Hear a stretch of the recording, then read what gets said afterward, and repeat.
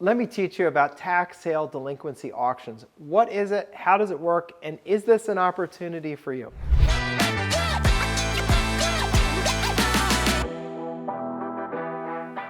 So what these auctions are is sales of properties that owners have fallen behind in the real estate taxes, typically 3 to 4 years behind in taxes. And the county government finally says, enough. We can't keep supporting you because we've got to pay the school, the teachers, the police, the firefighters, fill the potholes, pick up the trash, and run the government. And if you're not going to pay your taxes, then we just need to take drastic action. That drastic action is the tax sale delinquency auction, where they auction off the property to the highest bidders and they start the bidding at the taxes that are owed. So as you can imagine, if you only owe 3 to 4 years worth of taxes, that's not much in relation to the overall value of the property. Typically, it works out to 15, maybe 20% of the value of the property. So if you're talking a $400,000 house, probably the taxes they owe are $60,000, $70,000, maybe $80,000 in total. And that's where the bidding starts. So if there were no other bidders there, you'd get the property, $400,000 property for $80,000. Now that's not usually what happens. Usually there are bidders there and they do bid, but they're still not paying retail for it. Typically, at a competitive auction, you're getting it for 70 to 80% of its as-is value, taking into consideration condition. So again, $400,000 house, you're probably getting it for $300,000, $320,000, which is a great deal. Much better than you can do with a realtor, right? Way better. So it can be a good deal, but it's not free.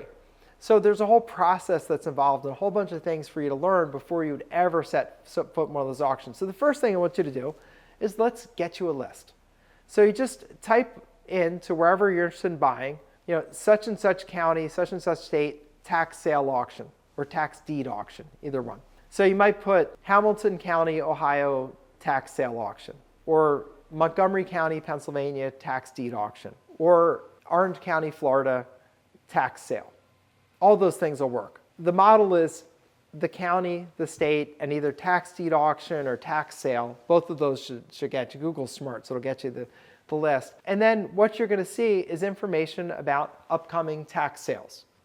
And in most places, they conduct tax sales either annually, that's some, monthly, that's others, or weekly. Usually depends on the size of the jurisdiction. If it's a bigger city, they probably do them more frequently just because they don't want them all backlog on them. You'll get the list, and with the list, make sure you get the conditions of sale. And read through the conditions of sale. As much as it's boring, it's probably 3 pages of legal boring stuff. It tells you important things like how do you register to be a bidder? You usually have to do that ahead of time, usually a week or two in advance. How do you make payment? Do you have to put money on deposit? Do you wire in funds? Do you drop off a check? And when is the payment due? Typically, payment is due either at the time of the auction, meaning when you win the bid, or the same day of the auction. That's typical. So you need to make sure you know that so you're prepared. And that also brings me to something else. You don't get an opportunity for financing for these things. It's not something you get a traditional mortgage for. You have to have cash either from you working together with some other people in sort of an investment consortium or your own cash. But this is not something a traditional mortgage lender can do anything for because it's not a traditional settlement. They can't do anything with it. So make sure that you understand those terms of sale and then start looking through the list. And when you're looking through the list, your goal at the beginning is just cross off properties you're not interested in.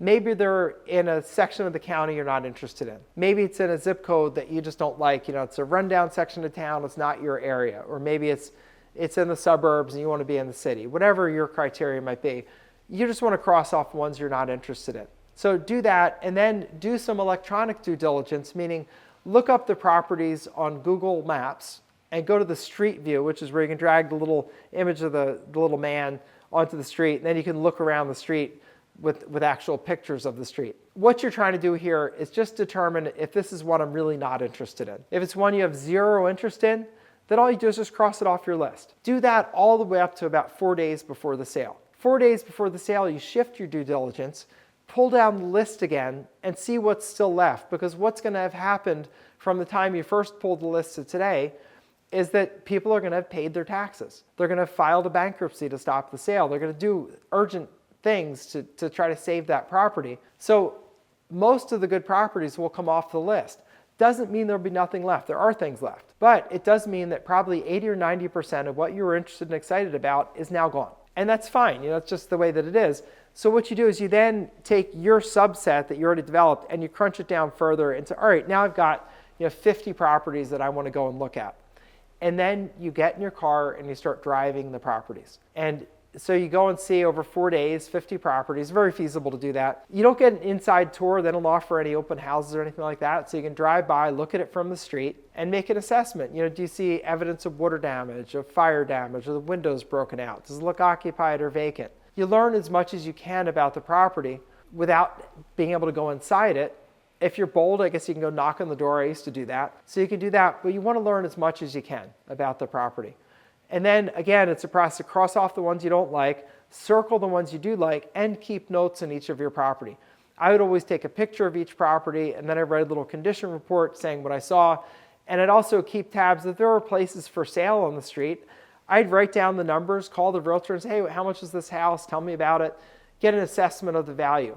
The other thing you do once you're finished your drive-bys, go through Zillow or go through Realtor.com or one of those sites and take a look at what properties are going for, like what's for sale, and also what's sold, and you'll get an idea of what the value is worth. Now, it's by no means like an appraisal or anything like that, but it'll give you an idea of, say, all right, so this is a 4-bedroom, 3.5 bath. These things are going for $300,000 in this neighborhood. Okay, so if my place is fixed up, it should be about a $300,000 house. So you want to get an assessment of that so that you can then calculate your bid. And your bid should be, if it's a fix and flip type deal, no more than 70% of what you perceive the retail value to be minus your fix-up costs. And be conservative, because we don't want a property that's a bad deal. You want a property that's a good deal. So when in doubt, reduce the price, because you need to make sure that you build yourself a buffer in there. And then you go to the auction and bid. Many of these auctions are online these days, so you can do it right from the comfort of your home. Some are in person, but go and bid. Hopefully you'll pick up a property or two and your business is started. And a couple of the other things with tax sales that throw people off, often there are title problems where you either have to do something called a quiet title action. Costs $3,000, $4,000, $5,000 depending on your area. For a lawyer to do that, that's a judge's signature that you have clear title to the property. There are also some services like tax title services, which will offer title insurance in some cases for places that have been through tax sale. I would highly recommend getting that, because problems can and do come up. Old owners come back and say, oh, I never got notice of the sale, and they try to overturn it. If you had a judge's order confirming title in you through a quiet title action, you're fine, you win. If you didn't get that, then you will have to litigate and pay for it, which is not good. And if you have title insurance, again, the title insurer will cover a legal defense if one needs to be made. So definitely get either a quiet title action or title insurance. And then, fix up your property and either resell it if it's a fix and flip, or rent it out if it's rental, or if you're going to live there, move in and have a great time. It can be a really good way to pick up a good property. The problems with tax sales are things like, if there's an occupant, you got to get rid of them. The county doesn't do anything for you, so you have to pay to get rid of them, and that can be very expensive. It's a fancy form of eviction called an ejectment action. In some places, they make you hire a bonded mover to put all the person's things in storage and pack them and put them away. That can cost thousands of dollars.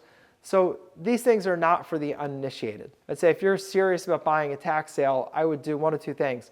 One, either would not do it. I'd do something different, which I'll show you shortly, or make sure you get good education on it. Matter of fact, let me give you a person who could do that.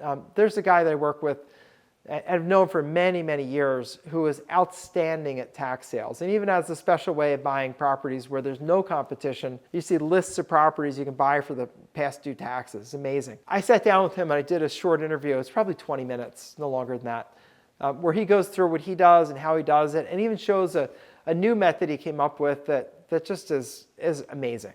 Just amazing, where you don't have any competition. You don't have to scramble to get your money together same day. You can sort of buy in a really leisurely way. It's really fantastic. So go watch that. It's a free YouTube video, just my interview with him. And if you want to move forward with him, you'll have his information. You can move forward to the next step. I'll put a link to that up above. If you don't see the link there, just look down below. It just means, if you don't see it there, it just means your browser doesn't support that. Click on that link and go watch that video. It's really interesting.